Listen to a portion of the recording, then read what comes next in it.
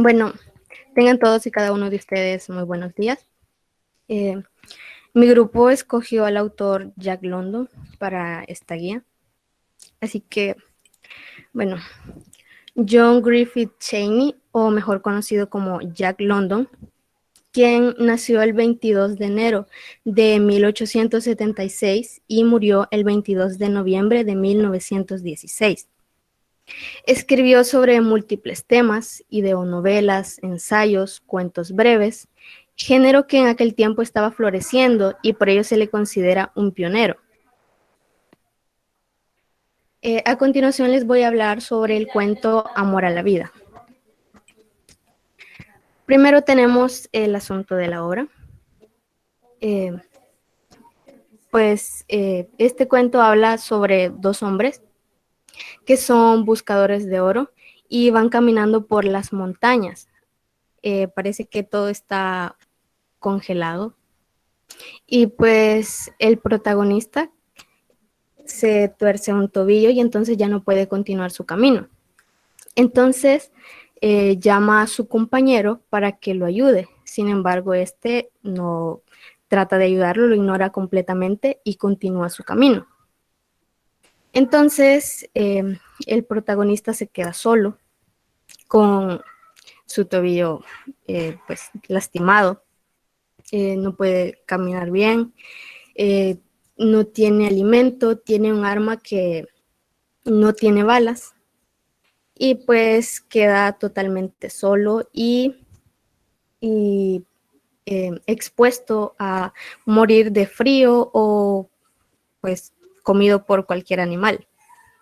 Entonces, básicamente el asunto de la obra, de este cuento, es que el protagonista lucha por su vida y pues vence todos los obstáculos que se le presentan, ya que, como mencioné, está solo, está herido, sin alimentos, sin armas y expuesto a cualquier cosa que le pueda pasar ahí. Luego tenemos el narrador. Como sabemos, un narrador omnisciente es el que no participa en la historia, pero sin embargo nos cuenta todos los detalles de lo que pasa. También conoce los pensamientos y las emociones de los personajes y así es en este cuento, ya que el narrador no es parte de la historia, pero sin embargo nos cuenta los detalles de los personajes, nos cuenta sus emociones, sus pensamientos y todos los sucesos. Y tenemos los personajes. Tenemos al protagonista, que es el que se queda solo al principio, y pues es el que es abandonado por su compañero y queda totalmente solo, herido, con hambre, con frío, y pues es quien le da sentido al nombre de este cuento, porque este personaje lucha por su vida y pues al final sí logra su objetivo de sobrevivir a pesar de todo. Los personajes secundarios tenemos a Bill, que sí conocemos su nombre, y es el compañero del protagonista, y es quien lo abandona y continúa su camino cuando el protagonista se rompe su tobillo. Y al final, este personaje pues muere, ya que el protagonista lo encuentra muerto. Al parecer fue atacado por los lobos. Y tenemos personajes como los animales que se encuentra el protagonista, que son el caribú, el oso, el lobo, y pues son básicamente secundarios. Y los científicos, que son quienes rescatan al protagonista cuando éste ya se ha quedado sin fuerzas y que está ya básicamente agonizando, y ellos son quienes lo rescatan y lo llevan en su barco. La red actancial. El protagonista y su compañero van caminando por la nieve hacia el océano Ártico, ya que, como mencioné antes, estos hombres eran buscadores de oro y esperan encontrar un barco que los transporte. Sin embargo, el protagonista es abandonado por el hombre que lo acompaña y queda totalmente solo, herido, con frío y expuesto a todo tipo de animales hambrientos, pero con mucha fuerza de voluntad y de luchar por su vida. Todos los personajes que aparecen en este cuento son normales, ninguno tiene características sobrenaturales, ya que solo son los hombres y los animales. Los elementos narratológicos. Están los indicios, que son elementos que se esparcen por todo el relato, pero que hacen que lo que va a suceder no sea tan evidente. Por ejemplo, cuando menciona, Bill continuó tambaleándose, a través del agua lechosa. No miró en torno. El hombre lo vio alejarse, y si bien su rostro siguió tan inexpresivo como antes, sus ojos eran como los de un ciervo herido.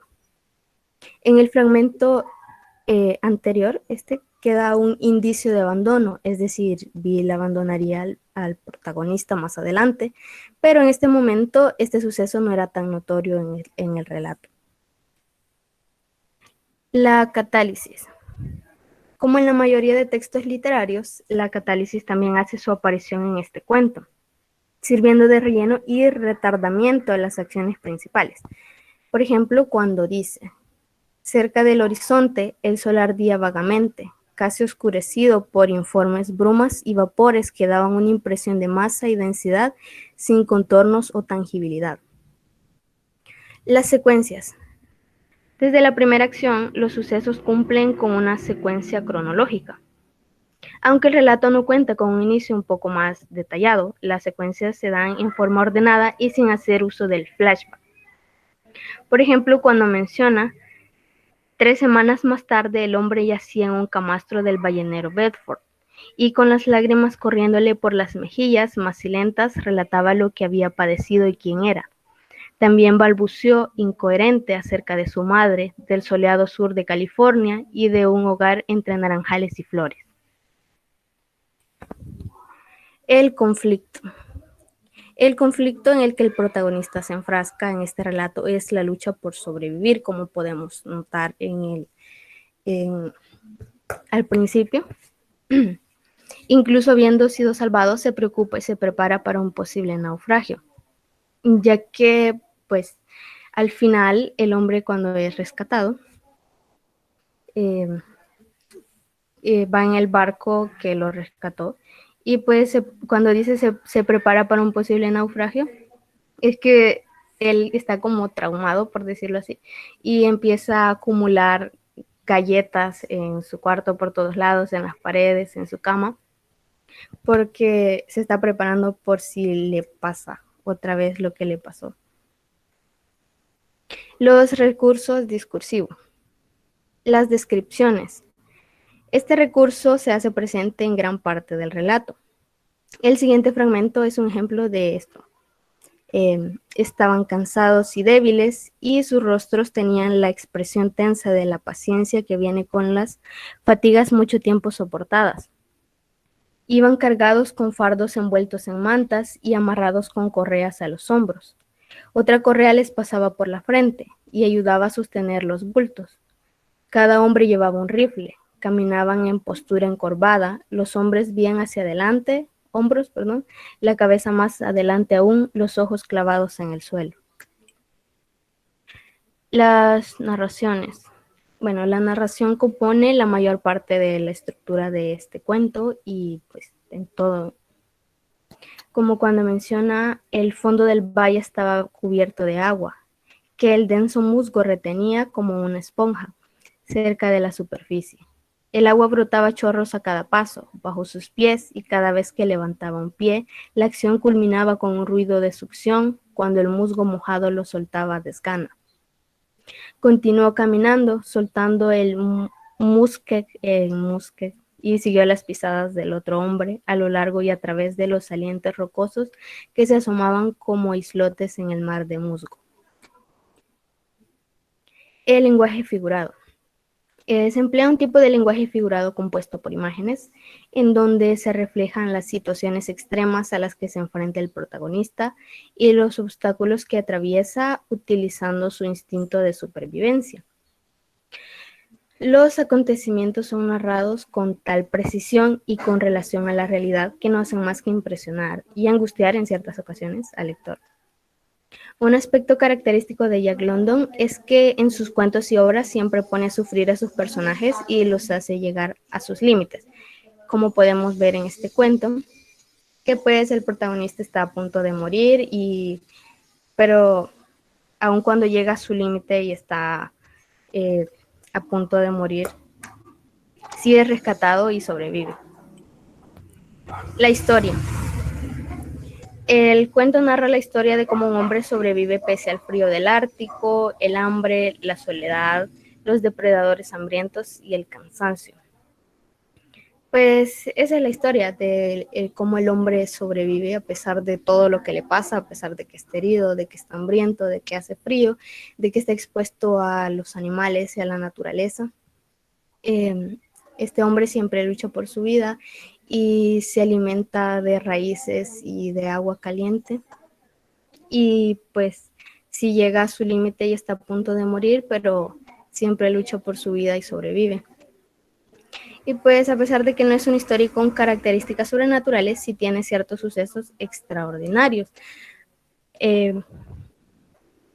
Porque pues como sabemos, sería muy difícil que una persona sobreviviera a todas estas cosas, pero puede pasar, así que no escapa de los aspectos puramente posibles.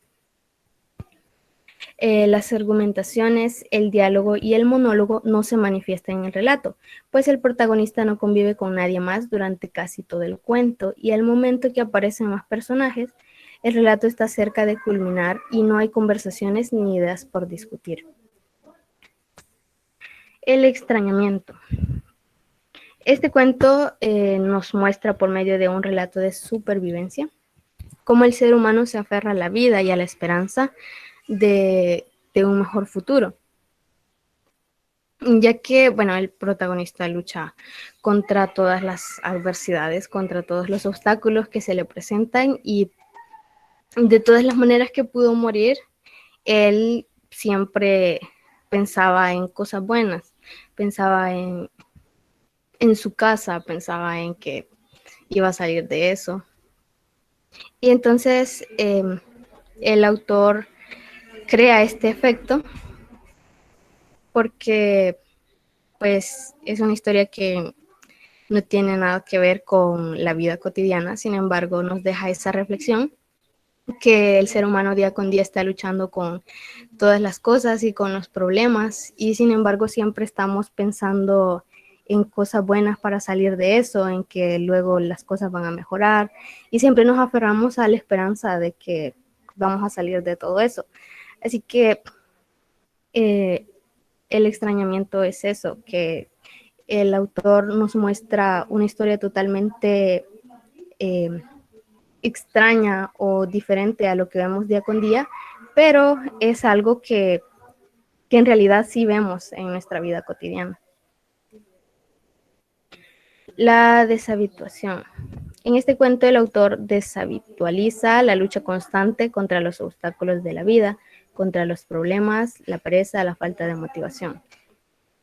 Pues el protagonista vence todas las situaciones que se le presentan desde que se queda solo, pues está lastimado, hace frío, están los lobos hambrientos que aparecen en varias partes del cuento y el hambre, la falta de fuerza física, ya que el protagonista está a punto de rendirse y morir, pero al final sobrevive y logra su objetivo.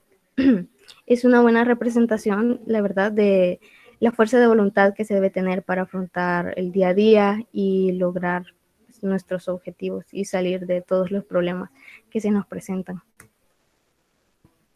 La identificación y contextualización del autor. Este cuento, Amor a la vida, es uno de los mejores relatos de Jack London. Los cuentos de aventura, cuando además de ser fantásticos contienen una realidad vívida, despiertan siempre gran interés. Esto explica el éxito de las novelas de Jack London, que no solo son frutos de la imaginación, sino que poseen un valor documental, ya que reflejan la Norteamérica de hace 50 años, cuando la búsqueda del oro y la fortuna se hacían en medio del riesgo y de la aventura. ¿Cómo se ubica la obra entre las obras del autor? Pues este cuento es parte del segundo tomo de las publicaciones de Jack London, que con un conjunto de historias sobre un par de patrulleros pesqueros en torno a las corruptelas de ese ambiente marítimo, y de repente aparecía el primer texto magistral, que es este cuento Amor a la vida, que es sobre un hombre que vaga perdido por los montes como un moribundo de mente, urgido por un lobo igualmente defenestrado. Pues en este cuento, eh, al final el protagonista es perseguido, por así decirlo, por un lobo que está igual de hambriento y casi moribundo. Y pues el lobo está esperando que el protagonista muera y el protagonista está esperando que el lobo muera. Eh,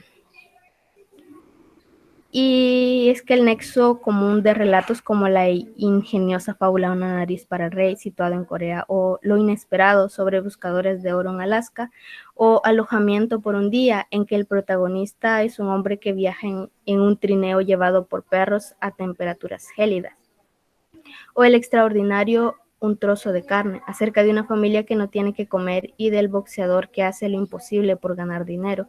Es la lucha por la supervivencia. Frente a la naturaleza, la pobreza, los peligros en forma de gente perversa o animales peligrosos, no importa el trasfondo, siempre imperará el instinto de salvar la vida. Y la conclusión del estudio de este cuento, pues pocos escritores en una vida tan breve como la de London, que muere a los 40 años, al parecer se suicidó, aunque hay varias teorías sobre su muerte. Podrían encontrarse que aborden gran número de asuntos en sus cuentos, ya que este autor aborda temas como lo son el alcoholismo, las consecuencias de la vejez, el boxeo, la tauromaquia, el trabajo infantil, la ecología, fantasías extraterrestres, el juego, el trabajo de las minas de oro, el amor, tanto el primitivo y atávico como el romántico e ideal, la discapacidad mental, los mitos, la corrupción política, la psicología humana y animal, la explotación racial y sexual, la revolución, la experimentación científica, la vida de los marinos, el suicidio, la vida en los arrabales, el socialismo, la guerra, la naturaleza y la escritura. Y pues a ello se le añadiría una gran variedad de escenarios narrativos que atraviesan el mundo entero, desde las gélidas tierras nevadas del norte de Hawái, de Australia al Ecuador, de Irlanda hasta, por supuesto, su querida California. Y en este cuento se abordó el tema de la supervivencia como muchos otros, y los peligros inminentes que puede representar la naturaleza y la traición, y especialmente la lucha del hombre contra el mundo que le rodea, con el fin de sobrevivir y alcanzar sus objetivos. Aquí no pusimos la conclusión personal, pero en lo personal me gustó bastante este cuento, porque pues el autor nos muestra cómo el hombre lucha siempre por su vida, y quizá no literalmente su vida, sino por alcanzar sus objetivos, a pesar de todos los obstáculos que se le puedan presentar y por más difícil que parezca. Creo que la esperanza es lo último que se pierde, y este cuento es una buena representación de ello. Así que gracias, y dejo a mis compañeros con los demás cuentos.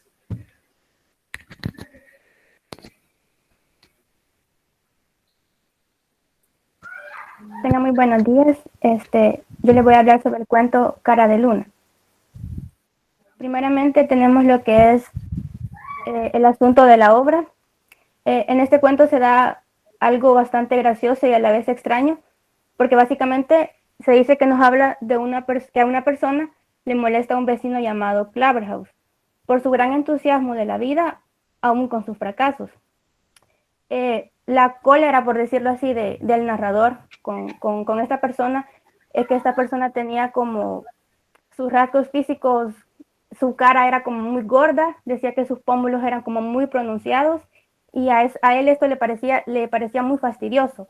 Él decía que su nombre, o sea, quien se llama Claverhouse, es un nombre ridículo y él no vivía tranquilo por esta persona.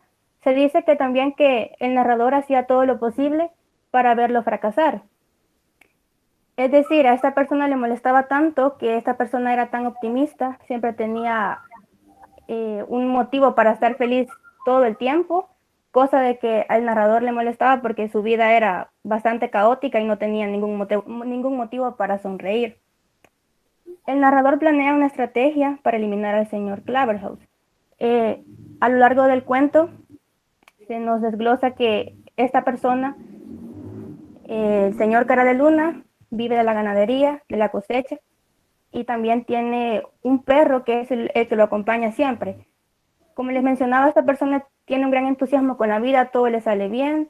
También se menciona que es un pescador, cosa de que al narrador le molesta tanto que su estrategia es acabar con su ganadería, con sus cosechas y finalmente matar a su perro. Pero se dice que esto no es suficiente, porque podemos ver que dice que el plan del narrador funciona, pero no básicamente solo con las estrategias de perjudicarlo, sino que este llega a acciones como más avanzadas y considera que la muerte es la solución para su paz, para su felicidad, acabando con la muerte, acabando con Cara de Luna. En el narrador se dice que es un narrador intradigético en primera persona, en lo que podríamos considerar la introducción del cuento que presenta John Claverhouse. Y como les mencionaba, habla del odio visceral que siente hacia él y básicamente sin ningún motivo. Es como que a nosotros nos moleste una persona por su físico, por cómo habla. Yo creo que todos hemos pasado por eso, que no nos agrada mucho una persona. Entonces, básicamente, eso es lo que pasaba con el narrador. En los personajes, tenemos como protagonista al señor Cara de Luna, llamado Claverhouse.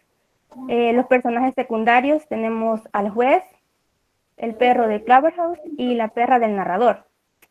Como antagonista también tenemos el narrador y aquí se da lo que es cómo son los personajes.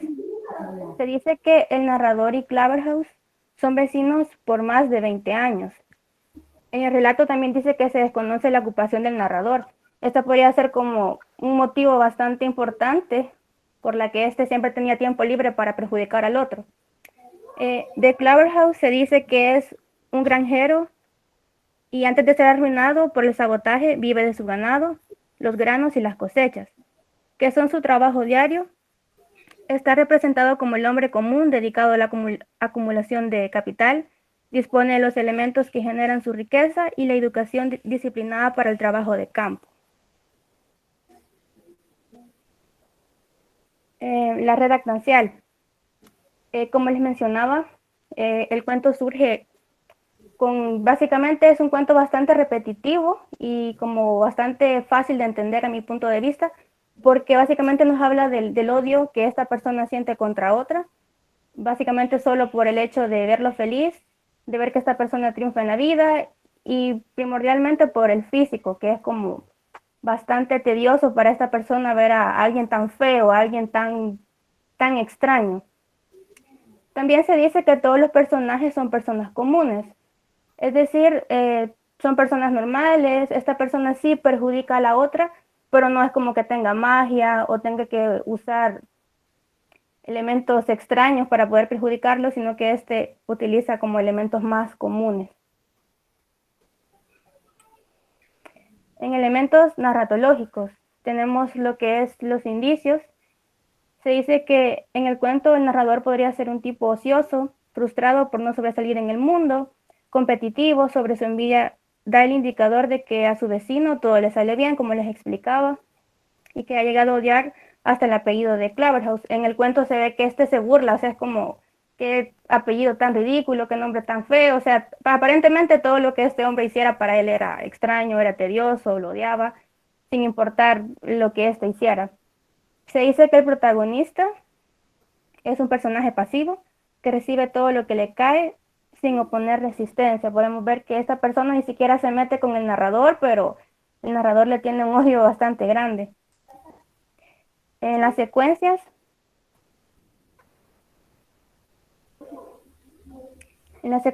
el cuento se desarrolla en una secuencia cronológica, mostrándonos al principio la rivalidad y el odio que el narrador sentía contra Claverhouse. El narrador duerme tranquilo desde que Claverhouse muere porque el juez dictamina muerte accidental durante pesca ilegal, sin sospechar que él lo planeó todo. Es decir, el narrador, primeramente sus acciones son quemar su casa, quemar su ganado, acabar con sus cosechas y matar a su perro, pero esto no le es suficiente. Entonces, ¿qué es lo que hace? Él tiene una perra, la entrena para que ésta vaya detrás de las cosas y se dice de que Claverhouse también vivía de la pesca. Entonces, una vez yendo al lago, tira dinamita para que esto se le haga más fácil. Entonces, como la perrita estaba acostumbrada a ir detrás de las cosas, estaba por la dinamita matando a Claverhouse. Pero nadie se da cuenta de esto, sino que como nos menciona aquí, el juez piensa que es pesca ilegal, o sea que aquí el malo queda él y nadie sospecha del narrador.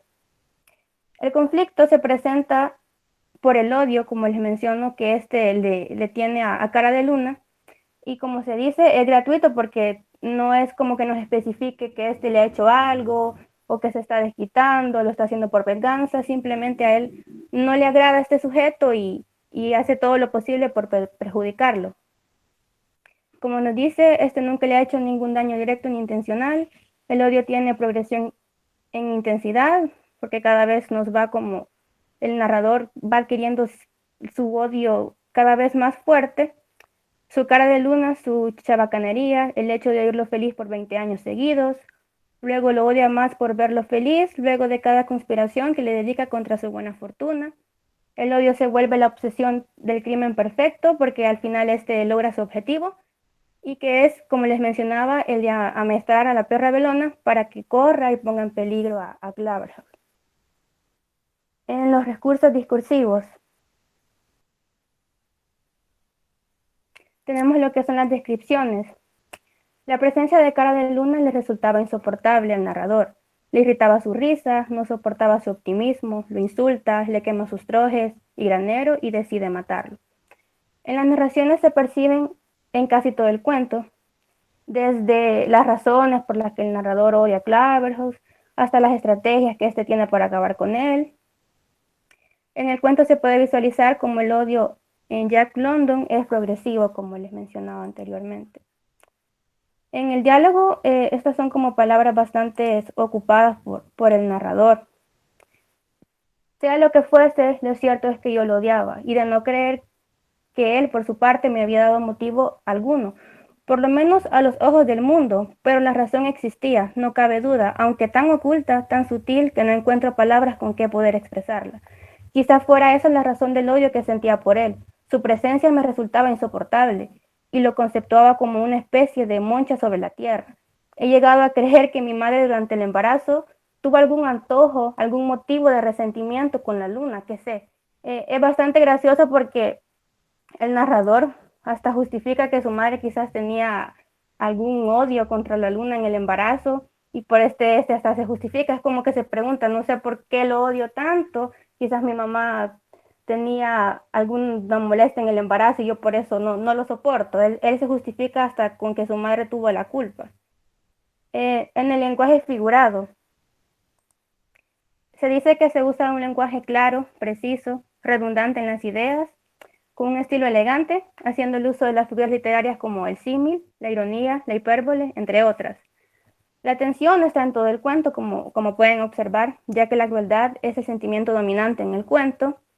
El lector es atrapado sintiendo compasión por la víctima, en este caso, que es Claverhouse, y también como que es un poco sorprendente ver hasta dónde puede llegar el odio de una persona, ¿verdad? Que llega a pensar que la muerte es la solución. En la historia, el cuento se parece mucho a la realidad, ya que el narrador presenta sentimientos de odio, venganza, ansiedad contra una persona inocente. Como les mencionaba, yo creo que todos hemos pasado por alguna situación donde alguien como que no nos agrada y es como que tratamos quizás algunos de perjudicar a la otra persona, como de siempre sobresalir, y que otra persona, esta persona que nos cae mal, siempre como que esté sobresaliendo, hace que nos moleste más. Entonces, básicamente, es lo que le pasaba al narrador. También se dice que las primeras impresiones que obtenemos de una persona no son muy agradables y no es necesario que profundicemos con dicha persona. A simple vista no nos agrada, como les mencionaba. Situación por la que pasaba Jack London. Él no sabía el porqué de su odio contra Cara de Luna, simplemente no lo soportaba. En el extrañamiento, cuando uno lee que el narrador es capaz de arruinar por completo la felicidad de Cara de Luna, matando a su perro, como les mencionaba, quemando sus cosechas, y finalmente entrenando a su perra para que ésta solo deba correr por los objetos y esta sea como la estrategia para acabar con su enemigo. El cuento produce una cierta melancolía para aquel que siempre está al lado de la justicia, es decir, es como que, no, él no había hecho nada malo, porque le tenía tanto odio, era un personaje bueno. Entonces, para aquellos como que siempre están de ese lado, podría ser hasta un poco injusto. Se observa que Claverhouse nunca sale a la defensiva, como les mencionaba, es un personaje tranquilo, feliz, no se mete con nadie, simplemente el narrador tenía un odio, tenía mucho tiempo para pensar en perjudicar a su vecino. Como dice aquí, su vecino es envidioso y no soporta que a este todo le salga bien. Se producen sensaciones de desprecio, de odio, a excepción de que Jack London encuentra como la muerte algo muy, muy común, como algo muy que todos podemos hacer, como que, esa persona me molesta, yo no la quiero ver, y la solución, mi paz, es matarla. En la deshabituación, vemos que la historia contiene mucha ficción, porque el odio del narrador es sumamente exagerado, como les mencionaba. Yo creo que todos podemos hacer malos comentarios sobre la persona que los molesta o algo por el estilo, pero esta persona era como que vivía de esto, era como que al levantarse, lo primero que pensaba es cómo voy a perjudicar a Cara de Luna, no lo soporto. Entonces, en este caso sí es como bastante redundante y se ve como que el odio del narrador es como muy exagerado.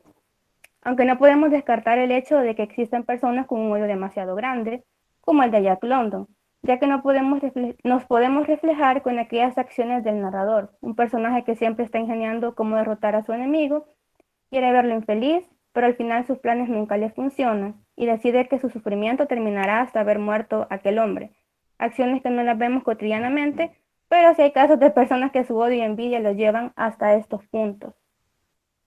En identificación y contextualización del autor. Se dice que este cuento fue publicado el 21 de julio de 1902. Al relato también le faltan como esa explicación de por qué esta persona le tiene tanto odio, cómo surge.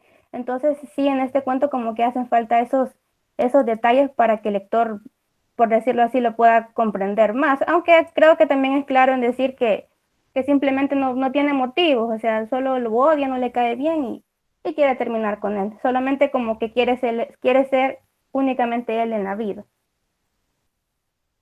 ¿Cómo se ubica la obra leída entre las otras obras del autor? En este cuento se puede definir el triunfo del mal ante la bondad. Esencialmente, Jack London es un escritor ubicado en los cuentos cortos.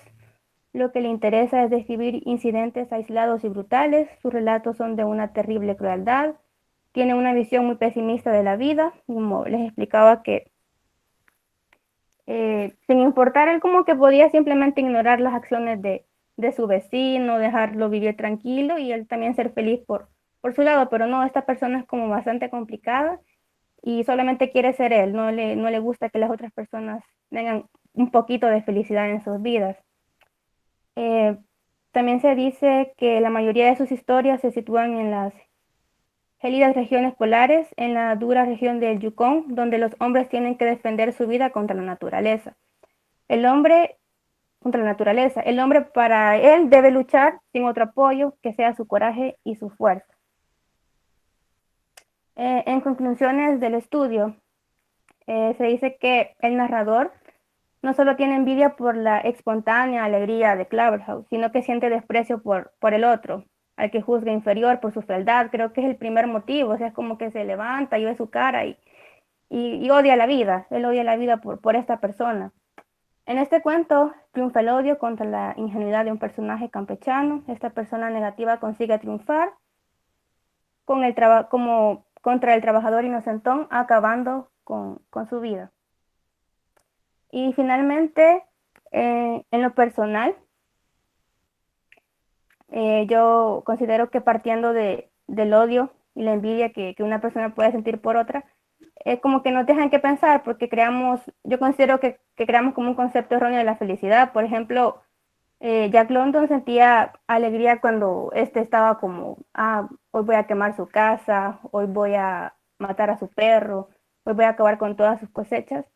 Y era como algo innecesario por mi punto de vista, porque esta persona simplemente podía seguir con su vida, pero igual no tendría como cierto sentido el cuento de no ser así. También en lo personal me sorprendió cómo es este hombre capaz de causar tanto daño simplemente por que alguien es feo, porque le molesta su risa y su nombre le parece ridículo. También el cuento nos deja una perspectiva abierta, ya que el villano sale triunfando, y para aquel lector que es como bastante odioso, bastante como parecido a este, como que le da la razón, es como que me molestaba, no vivía tranquilo, entonces está bien lo que hizo. Incluso hasta consideran como normal la acción de tener que matarlo. Pero también para aquellas personas que son como más compasivas y todo eso, es como que, no, qué exagerado, no tenía que llegar a estos límites. Entonces es como que bastante abierto en el punto de vista. Am, pero igual es un cuento bastante breve, pero que puede llegar a entretenernos y puede causar, a mi punto de vista, una diversidad de sentimientos. Esto ha sido todo por mi parte, los dejo con mi compañero. Tengan todos muy buenos días. A mí me ha tocado el cuento La Ley de la Vida. Muy bien. El asunto de este cuento empieza con una breve descripción del protagonista, un anciano llamado Koskush, quien era ciego, mas poseía un buen sentido de la audición. El asunto de la obra se puede dividir en diferentes escenas. La siguiente es que este anciano tenía una nieta, a la cual, pues, su nombre es bastante difícil de pronunciar, y la llamaremos Sitcom. Y se dice que en la siguiente escena, ella reñía a los perros con voz aguda y trataba de ponerles correas entre puñetazos y puntapiés. La siguiente escena, un pensamiento de que la muerte estaba demasiado cerca despertó un momentáneo temor en el anciano. La siguiente escena, las mujeres recogían activamente todo el campamento. Pasamos a la siguiente. El viejo se queda sentado en la nieve y coloca cuidadosamente una ramita de un montoncito de leña que él tenía a su lado en una hoguera. Y él continúa meditando sobre su vida. La siguiente escena. Un escalofrío recorrió su espina dorsal. Un largo y quejumbroso aullido que le era familiar había rasgado el silencio. La siguiente escena. Un primer lobo le rozó, el cual salió huyendo al ver al viejo tomando un tizón de entre su fuego. Claro, el lobo hizo un aullido dando un mensaje a la manada. Y la última escena. El viejo se ve rodeado por la manada de lobos. Lanzó su tizón a la nieve y desfalleció, aceptando la ley de la vida de una forma muy cruel. El tipo de narrador. Este narrador es un narrador omnisciente o en tercera persona, pues él relata la historia desde fuera.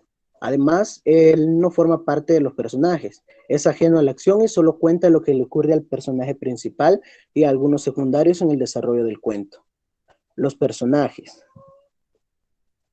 Koskush, quien era el protagonista, es un viejo que escuchaba ávidamente, aunque había perdido la vista hacía ya mucho tiempo. Fue líder de su tribu durante su juventud. Era un anciano que veía la realidad siempre y no pensaba en una felicidad falsa o esperanzas falsas, y reflexionaba mucho sobre su vida. Un ejemplo de esto es porque él ocupó sus últimos momentos de existencia para reflexionar sobre su juventud y la vida que él había tenido. Sitcom, la nieta del protagonista, era una jovencita egoísta, la cual no se preocupaba por el bien común, sino solo por satisfacer sus propios deseos. El hijo de Koskush Era, bueno, de él no se menciona un nombre, así que pues así el personaje queda como hijo de Coscus. Era un joven fuerte y valeroso, reconocido por ser un gran cazador, considerado con su padre, ya que fue a despedirse de él.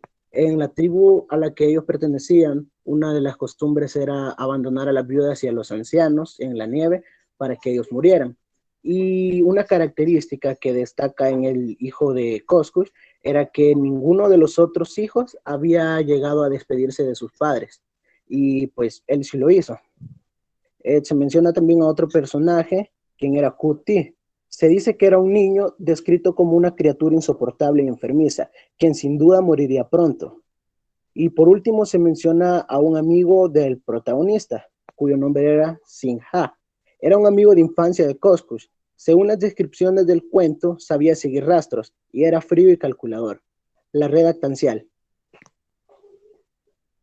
En cuanto al protagonista, posee características de una persona real, ya que es un anciano que ha perdido la vista casi por completo, pero que ha desarrollado un sentido auditivo mucho mejor de lo normal. Y esto pues creo que lo vemos en la vida real, ya que las personas ciegas poseen un sentido de auditivo bastante desarrollado, a lo que algunos llaman el sexto sentido. Los demás personajes también parecen reales, es decir, no cuentan con características sobrenaturales. Todos poseen valores y antivalores que son presenciados en la actualidad y alguna otra característica que también está al alcance del ser humano. Los elementos narratológicos.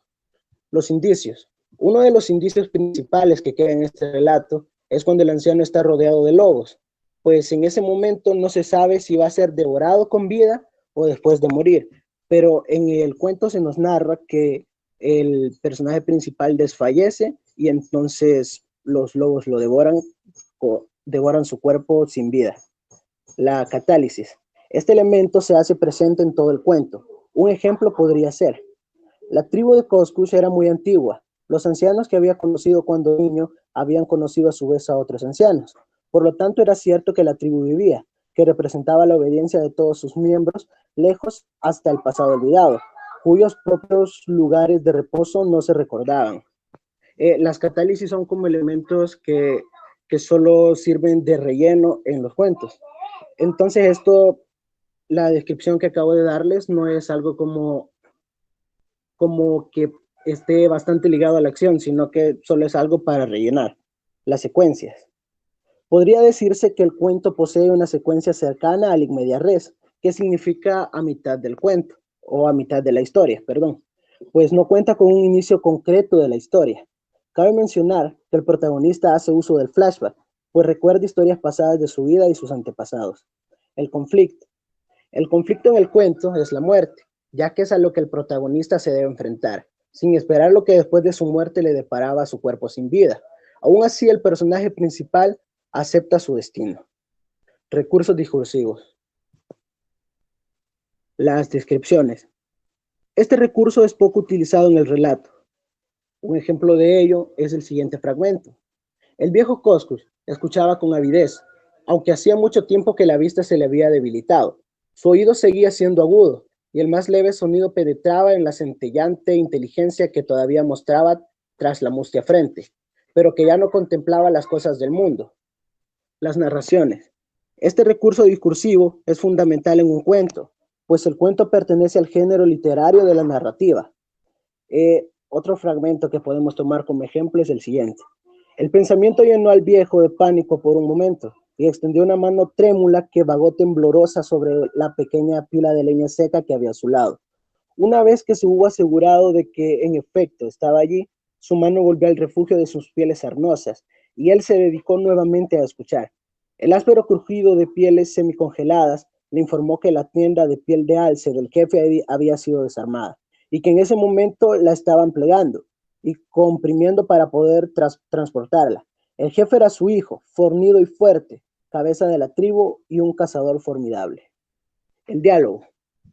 El diálogo es un recurso que está limitado en el cuento, pues se utiliza solo en una ocasión, y es cuando el hijo del protagonista se acerca a su padre para despedirse.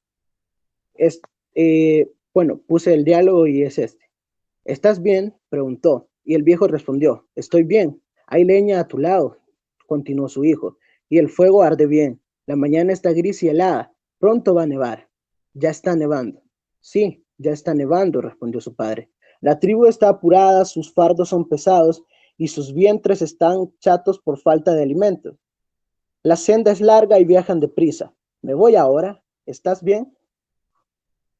Está bien. Soy como la hoja del año pasado, que se aferra débilmente al tallo. Al primer soplo caeré. Mi voz se ha vuelto como la de una oveja. Mis ojos ya no muestran el camino de mis pies, y mis pies están pesados y estoy cansado. Está bien. El monólogo. El monólogo, al igual que la narración, también se utiliza en gran manera dentro de este relato y se enfoca en los pensamientos más profundos del protagonista. Por ejemplo, un poco del diálogo que también ya leímos, pero que él también lo repite en su mente. Soy como la hoja del año pasado que se aferra débilmente al tallo. Al primer soplo caeré. Mi voz se ha vuelto como la de una oveja, mis ojos ya no me muestran el camino de mis pies, y mis pies están pesados y estoy cansado. Está bien. El lenguaje figurado. En el relato se emplea un lenguaje metafórico en cuanto a descripciones dadas por el protagonista. También existe un paralelismo en el cuento, el cual lleva al lector a detectar el mensaje que el autor quiere transmitir. El paralelismo que se encuentra en este cuento es un recuerdo que tiene el protagonista de su amigo Sinha y él, que en el pasado contemplaban a un hermoso alce muerto en la nieve, el cual fue devorado por lobos después de muerto. Y es un paralelismo ya que, pues de la misma forma en la que el alce terminó su ciclo de vida y al final, después de terminarlo, fue devorado por los lobos, también el anciano Coscus iba a terminar de esa manera. La historia. El cuento tiene mucha relación con la realidad, porque aparte de presentar una verdad tan cruda como lo es la muerte, lo que todo ser humano está destinado a cumplir, sin importar edades, también se muestra un conjunto de valores y antivalores que en la actualidad se ven inmersos en la sociedad, como el desinterés que la nieta del protagonista demuestra al dejar solo un poco de leña para su abuelo. La resignación del anciano hacia su inminente destino también es un aspecto a destacar, pues había vivido por décadas y sabía perfectamente que su momento había llegado. Esto no tiene nada sobrenatural, solo es la aceptación de la realidad que el protagonista tenía que afrontar. El extrañamiento. Este efecto se consigue al profundizar en la lectura del cuento y a la vez analizar detenida y detalladamente lo leído. El autor logra transmitir algunas emociones, entre las que están la impotencia o la falta de poder que siente el lector al saber que no está en sus manos cambiar la historia y el destino del protagonista. El relato transmite una impresión muy grande, al ver la serenidad con la que el anciano acepta su destino, la muerte, aun viendo que luego de morir será devorado por una manada de lobos. El cuento de Jack London es triste porque el viejo tiene ganas de que alguien mire atrás, que su hijo de pronto diga, voy por mi padre, que su nieta le hubiese dejado más fuego para tener más horas donde recordar trozos de sus años jóvenes que son sorprendentemente nítidos. La deshabituación. Este cuento mantiene una estrecha relación con lo real y lo probable. Está inspirado en algunas costumbres y tradiciones de algunas tribus de indios americanos de la región de Yukon. El nomadismo lleva a estas tribus a dejar abandonados a su suerte a los miembros viudas o ancianos, que no pueden desplazarse por sí mismos. Esta característica le da un toque de realidad y credibilidad al relato, pues no está comprobado que se base en una historia verídica, pero sí en una cultura indígena que existió entre Alaska y Canadá. La identificación y contextualización del autor. Jack London fue un político y exitoso autor norteamericano cuya fama explotaría especialmente con las obras Colmillo Blanco y La llamada de los salvajes. Escribió múltiples temas y dio novelas, ensayos, cuentos breves, género que en aquel tiempo estaba floreciendo y por ello se lo considera un pionero, entre otros, en los que abordaría, entre otros tópicos, los temas sociales de su época. Sus personajes siempre están al límite de las situaciones y London supo demostrarlo tan solo con su pluma. Algo ciertamente valioso y admirable, también debemos decir que una característica común de muchos de sus personajes es que se enfrentan normalmente a adversidades como el clima, ya que vemos que algunos cuentos, bueno, su mayoría de cuentos están ubicados en las regiones de Alaska y en las partes más frías. Los últimos años de su vida se caracterizaron por una dependencia al alcohol que mermó su capacidad profesional. Existen muchísimas versiones acerca de su muerte, lo que nuestra compañera Claribel mencionaba anteriormente. Algunos sostienen que se trató de suicidio y otros afirman que había muerto de uremia, enfermedad que lo había llevado a administrarse en grandes dosis morfina para aliviar el dolor y que le podría haber causado la muerte. Lo cierto es que falleció muy joven, a los 40 años, un 22 de noviembre del año 1916. ¿Cómo se ubica la obra entre las obras del autor? La ley de la vida es un breve relato para el que Jack London se inspiró en las costumbres de ciertas tribus de indios americanos de la región de Yukon, situada entre Alaska y Canadá. Alaska, el nomadismo lleva a abandonar a su suerte a los miembros viudas, ancianos que no pueden mantenerse o desplazarse por sí mismos. Esta obra fue publicada por primera vez en la revista McClure, en el volumen 16, en el mes de marzo del año de 1901, y en 1902 fue publicado en una colección de historias de Jack London, que lleva por nombre The Children of Frost, por Macmillan Publishers. ¿Con qué escuela o movimiento literario se vincula el autor? Pues esto no lo decidimos no ponerlo en la diapositiva, pero este autor se vincula al movimiento literario naturalista y realista, y sus géneros son el narrativo, el relato y la ficción. Ahora sí, conclusiones del estudio. La visión de la masacre del alce en la juventud de Coscush prefigura su final en la ancianidad. Cuando abandonado por su tribu para morir, él también se ve cercado por los lobos hambrientos. El final configura un ciclo de disolución de la presencia del jefe indio, comido por la jauría apenas muere. El retorno al seno de la naturaleza está cargado de dolor, de indolencia y de fatalidad. En la cultura del otro indio, distinta para el observador, también vista como cruel y fascinante. Y bueno, personalmente pienso que este cuento nos hace ver, o más bien el mensaje que quiere transmitir es que la muerte es la ley de la vida y que es algo a lo que todos nos debemos atener y aceptar sin ningún reproche, pues ya que lo único seguro que tenemos en esta vida es la muerte. Y bien, esto ha sido todo por parte de nosotros y gracias por su atención.